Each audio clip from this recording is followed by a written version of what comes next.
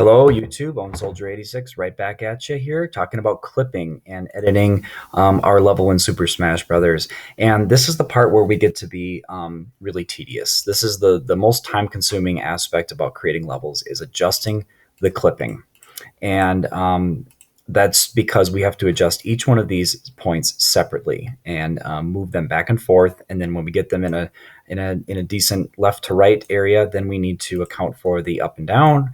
And so each time we click on a node, it's going to have to be moved accordingly. So let's just take it one step at a time, and you can follow along with me on how I do it, and then you can do it yourself as well. So as I do this here, all I'm doing is I'm grabbing a particular line here. Doesn't matter which line it is. And I'm going to try to line this up with the top floor here so that our character will in fact be able to walk across this platform. And because it is labeled with the drop through flag on both sides, the character will theoretically be able to jump up onto this platform and be able to hit down on the control pad or hit the down button and be able to drop right through that platform.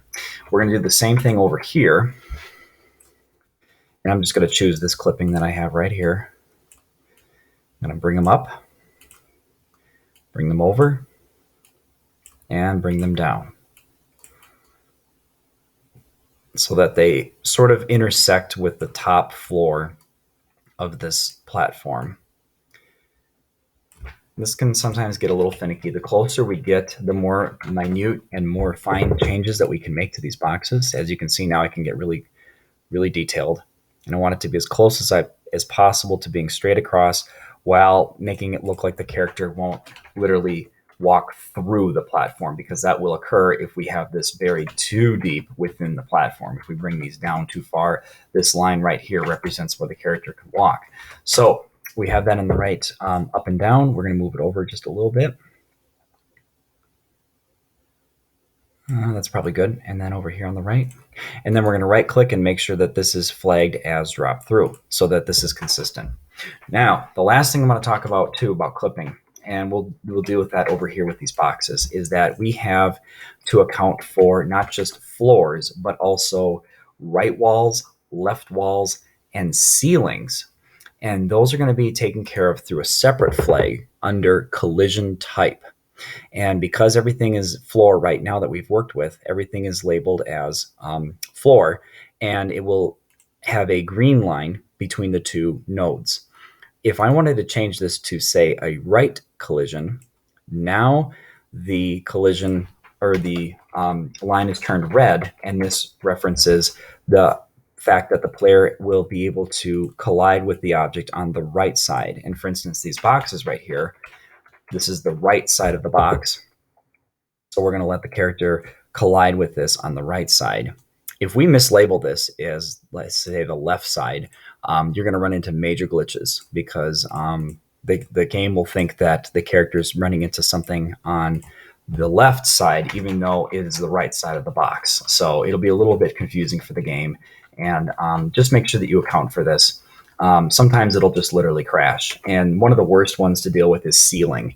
So be very, very careful when dealing with ceilings that you have yours labeled correctly, that characters aren't walking on top of a ceiling, or the game will just literally freeze. 9 times out of 10, if your level is having issues, it's probably because of the clipping. So make sure you have accounted for that, as well as made sure that you have labeled the change clipping room mapping to 0, 1. As long as you're editing this Congo Jungle level. Now, because this was flagged as drop through, this is also creating a problem because your character is not able to drop through onto a side of a wall. So what we're going to do is we're going to take that flag drop through off. And now we have a green node with a red right clipping. And if I wanted to do a left clipping on this side of the box, I would change this one to left. And now it turns yellow. If I wanted to have a ceiling, I would change it to ceiling, and now it would turn blue. So each of the different collision types have their own separate colors. And that's really nice to be able to see that visually, especially if we can turn the level off. We'll be able to see that much easier now that this is definitely a right side, and then the yellow over here will definitely be a left side. In the next video, we'll wrap up the clipping, and I'll show you what it looks like when it's all done.